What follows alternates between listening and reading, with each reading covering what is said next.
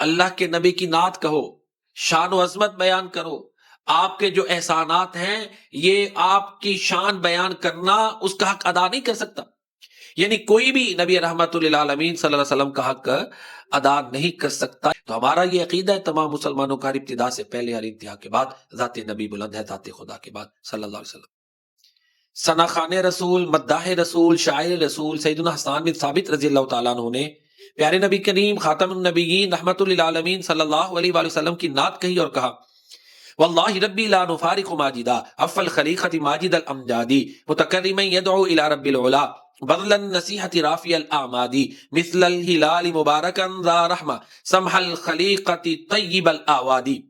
مجھے اپنے پروردگار اللہ تعالیٰ کی قسم، میں کبھی حضور خاتم النبیین رحمت للعالمین صلی اللہ علیہ وسلم سے جدا اختیار نہ کروں گا، جو کہ معزز بہترین عادات والے اور تمام سرداروں میں سے سب سے بڑے سردار ہیں. آپ خاتم النبیین صلی اللہ علیہ وسلم عزت والے ہیں اور اللہ رب العزت کی طرف لوگوں کو بلاتے ہیں. آپ خیر خواہی کی بات بتانے والے اور آپ کا گھر حسب اور نسب اور سخاوت کا منبع ہے. آپ چاند کی طرح ہیں، برکت و رحمت والے ہیں، بہترین عادات کے حامل اور عمدہ سب سے بڑے سردار ہیں صلی اللہ علیہ وآلہ وسلم. ابو سفیان بن حارث صحابی رسول رضی اللہ تعالیٰ عنہ نبی کریم صلی اللہ علیہ وسلم کی نعت کہتے ہوئے کہتے ہیں: فلم نر مثلہ فی الناس حیا ولیس لہ من الموتى عدیل افاطم ان جزاتی فذاک عذر وان لم تجزعی فهو السبیل فعودی بالعزاء فان فی ثواب اللہ الفضل الجزیل وقولی فی ابیک ولا تملی وهل یجزی بفعل ابیک قیل فقبر ابیک سید کل قبر افیہ سید الناس الرسول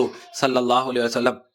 پس ہم نے آپ صلی اللہ علیہ وسلم کی طرح لوگوں میں سے کسی زندہ کو نہیں دیکھا اور نہ ہی ان لوگوں میں جو اس دنیا سے چلے گئے آپ کی کوئی نظیر ہے. اے فاطمہ، اگر تم جزا فضا فریاد کرو تو معذور ہو، لیکن اگر تم جزا فضا نہ کرو تو یہی صحیح راستہ ہے، پس تعزیت قبول کیجئے. دراصل یہ اشعار جو ہے نا، نعتی اشعار، ابو سفیان بن حارث رضی اللہ تعالیٰ عنہ نے پیارے نبی کریم صلی اللہ علیہ وسلم جب اس دنیا کو چھوڑ کر اللہ تعالیٰ کے پاس تشریف لے گئے اس وقت کہے تھے. تو ظاہرہ سیدہ فاطمہ رضی اللہ تعالیٰ عنہ بہت پریشان ہوئی.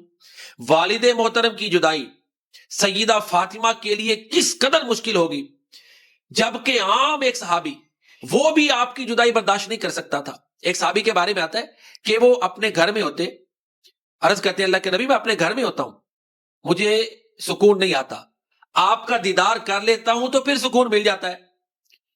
جب انہوں نے اللہ کے پیارے نبی صلی اللہ علیہ وسلم سے یہ بات کی، حدیث کا مفہوم یہ ہے کہ اللہ نے پھر قرآن اتارا کہ وَمَن يُطِعِ اللَّهَ وَالرَّسُولَ فَأُولَٰئِكَ مَعَ الَّذِينَ أَنْعَمَ اللَّهُ عَلَيْهِم مِّنَ النَّبِيِّينَ وَالصِّدِّيقِينَ وَالشُّهَدَاءِ وَالصَّالِحِينَ. اشارہ یہ ہے کہ اے نبی، یہ جو تمہارے اطاعت کرنے والے صحابہ ہیں انہیں اللہ آپ کا ساتھ عطا فرمائے گا. یعنی مفہوم یہ ہے وہ صحابی کی تسلی کے لیے اللہ نے قرآن اتارا. اللہ اکبر.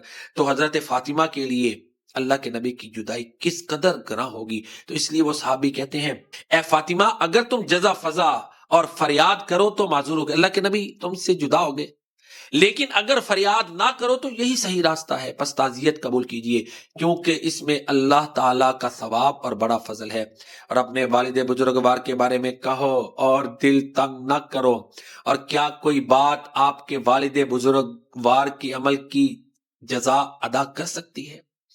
اللہ کے نبی کی نعت کہو، شان و عظمت بیان کرو، آپ کے جو احسانات ہیں یہ آپ کی شان بیان کرنا اس کا حق ادا نہیں کر سکتا. یعنی کوئی بھی نبی رحمت للعالمین صلی اللہ علیہ وسلم کا حق ادا نہیں کر سکتا. یہ الفاظ قاصر ہیں. آپ کے والد بزرگوار کی قبر تمام قبروں کی سردار ہے، جس کے اندر لوگوں کے سردار رسول اللہ صلی اللہ علیہ وسلم آرام فرما ہے. تو ہمارا یہ عقیدہ ہے تمام مسلمانوں کا، ابتدا سے پہلے اور انتہا کے بعد ذات نبی بلند ہے ذات خدا کے بعد صلی اللہ علیہ وسلم.